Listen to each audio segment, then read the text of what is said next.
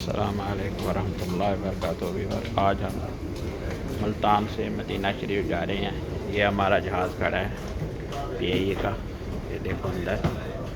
ये हम जा रहे हैं एयरपोर्ट से, और इधर ये शारजा की फ़्लाइट खड़ी है, और ये एयरपोर्ट है मुल्तान है।